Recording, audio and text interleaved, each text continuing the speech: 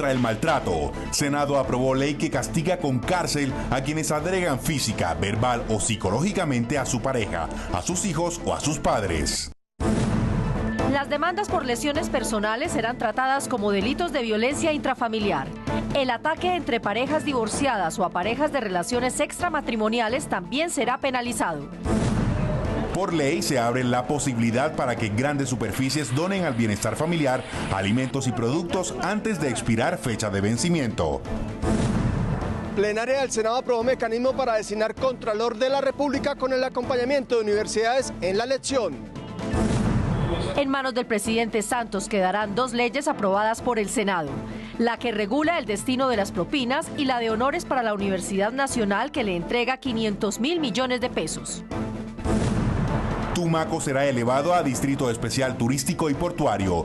El puerto podrá acceder a recursos especiales para salir de la pobreza.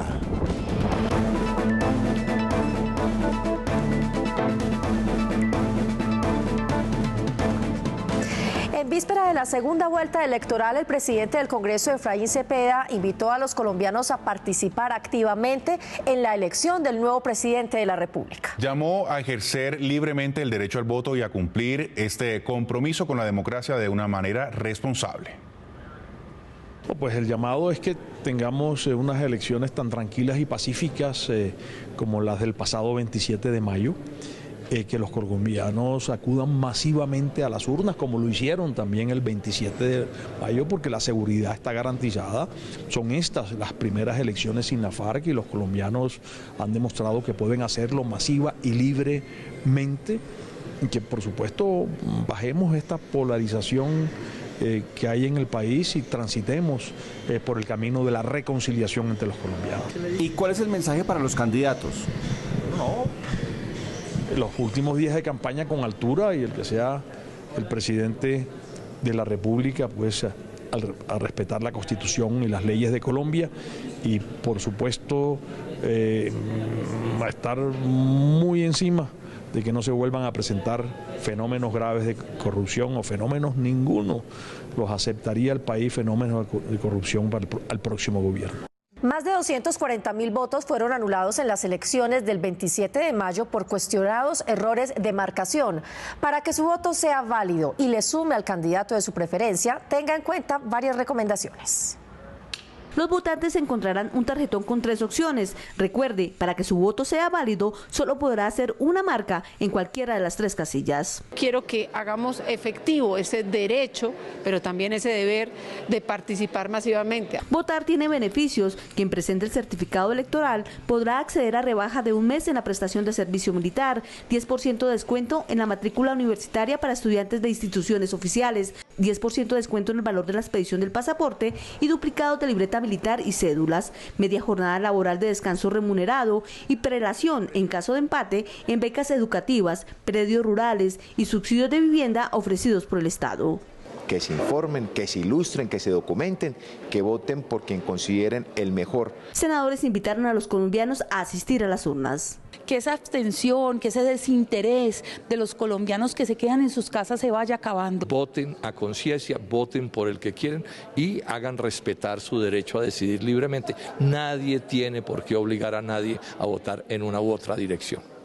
En Colombia, la población con discapacidad auditiva llega a las 300.000 personas. Para gran parte de ellas, la Registraduría Nacional ordenó la impresión y perforación de tarjetones para lectura braille. Brigitte Mendoza. Con la impresión de 90.000 tarjetas en sistema braille, la Registraduría Nacional garantiza la participación e inclusión de la población con discapacidad visual en la segunda vuelta presidencial. Las tarjetas perforadas fueron distribuidas en los más de 11.000 puestos a nivel nacional y en el extranjero. República de Colombia, organización electoral. La Registraduría Nacional del Instituto Nacional para Ciegos, INSI, con el acompañamiento de la MOE y organizaciones que agrupan personas con discapacidad visual, auditaron y verificaron las tarjetas electorales en braille. Soy persona ciega y mi esposo igual, y los dos llegamos a votar solos, entonces para nosotros es un avance muy grande, porque yo que tengo amigos ciegos en otros países, sé que por ejemplo no se hace esto del voto en braille. Las personas con discapacidad visual que no se queden en sus casas, que vayan el 17 de junio a ejercer su derecho al voto secreto como lo haría cualquier ciudadano. Según encuesta del INSI, en la primera vuelta de la presidencia del pasado 27 de mayo, votaron con la tarjeta Braille 30.000 personas con discapacidad visual. Cada vez encontramos más espacios y más herramientas para que sean realmente autónomos, que sean realmente independientes y que puedan ejercer su voto como cualquier otra persona. Para la impresión y perforación de los nuevos formatos se tuvieron en cuenta las observaciones presentadas en elecciones pasadas. Ahora es un macrotipo sencillo en donde se identifican las dos fórmulas presidenciales y el voto en blanco. El Estado colombiano y la registraduría ha tomado todas las medidas para que puedan participar y votar en estas elecciones del 17 de junio. La población con discapacidad visual podrá pedir el tarjetón en braille o, si lo desea, pedir el tarjetón normal y marcarlo con un acompañante de su confianza. Brigitte, muchas gracias. El Senado defiende la integridad y la vida de la familia. A la cárcel serán enviados quienes agredan física, verbal o psicológicamente a su pareja, hijos o padres. El proceso penal que se inicie contra los agresores, oído a esto, no será interrumpido bajo ninguna circunstancia y además las autoridades continuarán de oficio la investigación, así los familiares retiren la denuncia. La Comisión Primera del Senado continúa legislando en pro de las familias colombianas. Para frenar la violencia intrafamiliar, un proyecto de ley busca que las agresiones entre parejas separadas pasen de ser tipificadas de lesiones personales a violencia intrafamiliar. Un estudio de medicina legal reveló que se registraron 50.072 casos de violencia intrafamiliar, el 86% de estos contra las mujeres, aproximadamente 6 cada hora. Eso no está en el Código de Procedimiento Penal ni en el Código Penal como debería quedar, con una sanción fuerte. También hay casos de personas que están cuidando a adultos mayores y que los maltratan o cometen actos de violencia contra ellos. También quedó en violencia intrafamiliar. El estudio también evidenció que de los 50.072 casos, el 33% fue cometido por su expareja sentimental y de cada 10 mujeres asesinadas durante el 2016, al menos una había presentado previamente una denuncia por violencia intrafamiliar. Lamentablemente antes, cuando la agresión era por parte, por ejemplo, de parejas separadas, no se asumía como violencia intrafamiliar, o cuando era pareja extramatrimonial. Este proyecto permite proteger mucho más a la mujer y todo avance legislativo que se haga en ese sentido es muy importante. El proyecto también contempla y refuerza la norma ya existente que una vez puesta la denuncia o queja por maltrato, la víctima no se podrá retractar y el proceso judicial continuará su trámite. También avanzó en el Senado de la República la ley que promueve la donación de alimentos al bienestar familiar. La idea es que los productos que estén a punto de vencer en grandes superficies sean entregados gratuitamente para la población vulnerable. Lo que se quiere con este proyecto es que las grandes plataformas de supermercados donen al Instituto Colombiano de Bienestar Familiar los alimentos que están prestos a vencer. Con eso se estaría llegando a sitios donde la institución no tiene cómo brindar alimentos a los menores de edad. Una vez puesta en marcha esta norma, o quienes se acojan a la ley podrán recibir beneficios tributarios. Nosotros lo que hemos querido es que 15 u 8 días antes de que llegue la fecha de vencimiento se lo entreguen al ICBF para que este a su vez en todas las regiones del país se lo entregue a la gente más pobre y más vulnerable de Colombia. Es un proyecto de carácter social que desde ya piden que sea aprobado como ley de la República. Debe dársele una utilidad antes de que se venzan. Esperamos que las grandes cadenas puedan asumirlo y también quienes producen alimentos en el campo, si hay excedentes, puedan donarlos para que muchos niños y mucha gente pueda tener unas mejores condiciones de vida. El proyecto ya pasó el primer debate y está listo para ser enviado a la Cámara de Representantes para que surta el trámite legislativo y se convierta en ley de la República. Y también fue aprobada en el Senado la ley que regula la designación de las propinas. Ahora pasará a sanción presidencial. Ese dinero que se cobra por servicio no podrá ser superior al 10% y en ningún caso será para los propietarios de establecimientos ni para la reposición de elementos. Los dueños de restaurantes, hoteles o cualquier establecimiento en el que se brinden alimentos, bebidas o espectáculos no podrán quedarse con la propina que dejen los clientes. Según lo aprobado, las propinas deben tener como destino final el personal que presta el servicio, como meseros, aseadores y cocineros. Ha hecho justicia el Congreso porque ha sido frecuente que que propietarios de los establecimientos se queden con parte de esas propinas que le corresponden a quienes prestan el servicio al cliente de manera directa atendiéndolo. También se prohíbe a los propietarios y administradores destinar alguna parte de las propinas a gastos que por su naturaleza le corresponden al establecimiento, como reposición de elementos de trabajo y pago de turnos. La queja más frecuente es que se les trae un vaso y se lo descuentan de la propina. Y eso sí está expresamente prohibido en el artículo 5 del proyecto de ley.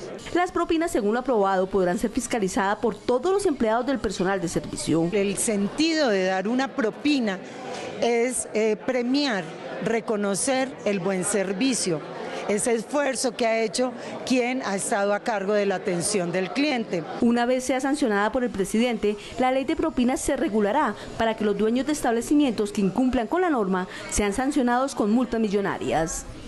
El presidente Juan Manuel Santos firmó el decreto a través del cual convoca a los colombianos para participar en la consulta anticorrupción. La cita en las urnas es el 26 de agosto, todos contra la corrupción. A continuación, más noticias de la actividad legislativa. El 4 de agosto vence el plazo para que 1,5 millones de remisos legalicen su situación militar. El Senado avanzó esta semana en la aprobación de la norma que extiende por 1 año el plazo. Una salvedad incluida en el proyecto les permitirá resolver la situación solo con presentar la cédula en cualquier distrito militar.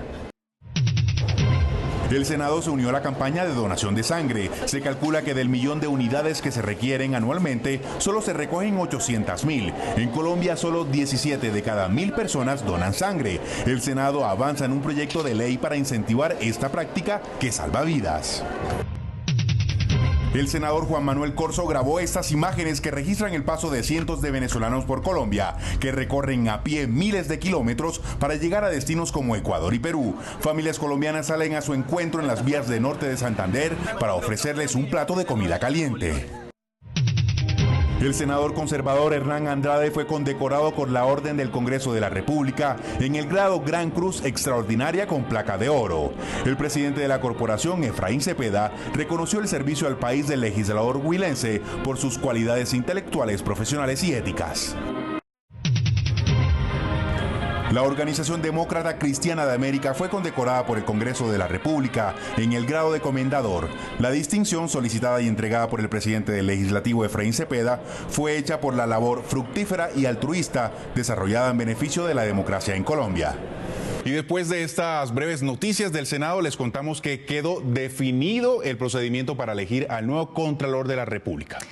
Los aspirantes deberán presentarse a una convocatoria que hace una universidad y no a un concurso. Una comisión de parlamentarios seleccionará 10 de los cuales el Pleno del Congreso nombrará al alto funcionario. Jorge Pulido. Así es, este mecanismo de elección del nuevo Contralor General de la República demandó un amplio debate en el Senado. La academia acompañará en esta selección y una comisión de congresistas designará 10 personas con opciones al cargo, quienes van a ser escogidas por la plenaria tras escucharlos en una audiencia pública. 63 votos por el sí, 11 por el no. Ha sido aprobado en su totalidad. La plenaria del Senado aprobó el procedimiento para elegir Contralor General de la Nación. A través de una universidad pública o privada se seleccionarán 20 aspirantes que serán presentados a una comisión de congresistas de cada partido político y esta a su vez le enviará a la plenaria para la elección definitiva. Se hace un filtro en la universidad. La comisión escoge de los que haya enviado la universidad 10 y de esos 10 el Congreso en pleno elige el Contralor. Además, pero esa es una orden constitucional, es el Congreso el que tiene que elegir al Contralor. Entonces, los cambios que se propusieron en la reforma constitucional no fueron lo suficientemente claros para precisar ese asunto. Luego de debatir ampliamente el articulado que fuera aprobado en Cámara de Representantes, el Senado logró un consenso con varias modificaciones, descartando un concurso de méritos para elegir al Contralor. Sin concurso de méritos, lo que va a haber es un examen habilitante para saber que la gente que puede entrar a participar en el proceso de selección del Congreso tiene los conocimientos suficientes para ser Contralor. Los nombres de los aspirantes a Contralor General de la Nación dependerán en buena medida a lo que suceda en la segunda vuelta presidencial. Este proyecto de ley de Contralor será conciliado ahora con la Cámara de Representantes para que siga su trámite y vaya a sanción presidencial. Esta es la información. Regreso con ustedes. Gracias, Jorge. Y a solo días de terminar el periodo legislativo, el presidente del Congreso, Efraín Cepeda, insistió en el compromiso del Senado con las víctimas del conflicto armado para otorgarles participación en el Congreso de la República. Esta celebración, el presidente del Congreso, Efraín Cepeda, insistió en que el proyecto sobre curules para las víctimas del conflicto armado con la FARC sigue siendo una prioridad para el legislativo. Porque 16 de ellas deben estar representadas en el Congreso de la República, pero 16 representantes legítimos de las víctimas, no de los victimarios como podía suceder en el proyecto del Gobierno Nacional. El senador Cepeda Saravia le hizo un llamado al ponente de la iniciativa, Roy Barreras, y al Gobierno Nacional para que apoyen el proyecto de ley que radicó una comisión accidental de congresistas de todos los partidos que otorga 16 curules a las víctimas del conflicto con la FARC. Senadores insistieron en la necesidad de reformar la ley de víctimas que vence en 3 años. Aseguran que es urgente asignar un nuevo presupuesto para reparar a cerca de 8 millones de víctimas. En junio de 2021 vence la ley que busca reparar a las víctimas del conflicto armado. Después de 7 años de aplicación, los resultados parecen ser pocos. Los avances de la reparación de las víctimas no llegan ni al 10%. Entonces, efectivamente, eso es un fracaso, no es verdad, no hubo verdad, no ha habido justicia. Para garantizar la reparación a todas las víctimas, asegura el senador Juan Manuel Galán, es necesario hacer una reforma a la ley que permita, primero, ampliar su vigencia al menos otros 10 años y, segundo, aumentar su presupuesto. El universo con el que se planeó esta ley de víctimas fue de 4 millones y hoy estamos en más de 8 millones, se dobló el universo. Que hay víctimas en el exterior que no han sido incluidas, no han podido informarse porque han tenido miedo de acercarse a los consulados y las embajadas por temor a perder su estatus de refugiados políticos. Ese es un gran desafío. El otro es el presupuestal. El senador insistió en la necesidad urgente de garantizar la participación de las víctimas en el Congreso de la República, con la creación de curules por 10 años en la Cámara de Representantes. Por solicitud del gobierno, el Congreso aprobó el retiro del proyecto que buscaba acabar con la Autoridad Nacional de Televisión y con ella la financiación de la televisión pública. Expertos coincidieron en la necesidad de crear una nueva entidad, pero sin sacrificar la producción de televisión estatal. 8 por el sí, 2 por el no. Ha sido aprobado el retiro por parte del Senado, señor presidente. Luego de dar los debates en la Comisión Sexta de Senado, se archivó el proyecto presentado por el Gobierno Nacional que buscaba crear una superagencia fusionando la NTV y la CRC, quitándole beneficios a unos y entregándoselos a otros. Un tema supremamente extraño que ocurrió en este proyecto. Presentan un mensaje de urgencia y unos días después presentan una solicitud de retiro. Yo simplemente les pedí que abriéramos el debate, que nos convenciéramos mutuamente con argumentos en cuanto a la conveniencia o no de mis modificaciones. Eso no se hizo y ya seguramente el debate quedará para la próxima legislatura. Las cosas están claras, yo creo que el sector está abierto a una discusión y yo creo que a partir del 7 de agosto va a empezar una discusión para que se presente un nuevo proyecto de ley. Lo que sí se concluye de parte de los legisladores es que es un proyecto que se tiene que presentar de nuevo, haciéndole un estudio juicioso y milimétrico con todas las partes involucradas y no a las carreras como se pretendía hacer por parte del gobierno al solicitarle trámite de mensaje de urgencia. Este proyecto es necesario, que necesitamos un regulador convergente independiente, seguro que lo necesitamos, que necesitamos un solo fondo de donde lógicamente salgan los recursos necesarios para sostener la televisión pública, es así, pero con un solo fondo. Yo creo que el proyecto tiene cosas para salvar y se tiene que volver a poner. Ahora, debe ser una iniciativa parlamentaria, no tiene por qué ser una iniciativa gubernamental, porque hoy quien lo retiramos fuimos el Congreso. Desde ya se plantea la estructuración de un proyecto similar para estudiarlo en la próxima legislatura con un trámite ordinario y juicioso. Ya es un hecho, la ley que le otorga 500.000 millones de pesos a la Universidad Nacional fue aprobada por la plenaria del Senado. Está ahora en manos del presidente Santos ordenar el desembolso. Reconocimiento especial del Congreso de la República a la Universidad Nacional. La plenaria del Senado aprobó el texto de conciliación de la Ley de Honores que le otorgará recursos por $500 millones. La posibilidad de que el Gobierno Nacional, en el marco de este sesquicentenario, se logre más recursos para la universidad pública. Van a tener la oportunidad de que cada año se adicione al presupuesto general de la Nación 100.000 millones de pesos por 5 años. Tenemos muchas necesidades de infraestructura de la Facultad de Artes, del Auditorio León de Grey, de nuestra plaza central que se ha venido deteriorando y además tenemos necesidades de transformación digital en la universidad, de modernizar nuestra estructura organizativa. Realmente hay muchas facultades que tienen problemas de goteras o hay muchas cosas que están ya fracturadas o rotas, hay edificios que tienen riesgo de caerse. Pienso que también se deben invertir en más investigación científica y bueno, no solo científica, también cultural. Más de 53.000 estudiantes se verán beneficiados con la ley una vez sea sancionada por el presidente de la República. El Senado inició una serie de audiencias y foros para ponerle fin a los casos de negligencia médica. Apoyados en la academia, el conocimiento de los médicos y la experiencia de pacientes, los legisladores buscan redactar un código de ética médica. Las estadísticas más recientes revelan que en Colombia 2.700 personas habrían muerto por negligencia médica durante el 2016. Aseguran los especialistas que el sistema de salud ha tenido que pagar más de 700.000 millones de pesos en demandas por negligencia médica. Y durante ese mismo año se interpusieron más de 45.000 tutelas por errores de diagnóstico o procedimientos equívocos. Si potencialmente esas demandas llegaran a surtir como efecto resultante de la negligencia médica, con los promedios que estamos hablando cerca de unos 9 billones de pesos, que es una cifra supremamente importante. Por eso el Senado impulsará la redacción de un código ético médico que reduzca las malas prácticas en consultas y en el quirófano. Lo que buscamos es que haya un equilibrio entre los parámetros de la ética y la prestación del servicio, que generen las condiciones.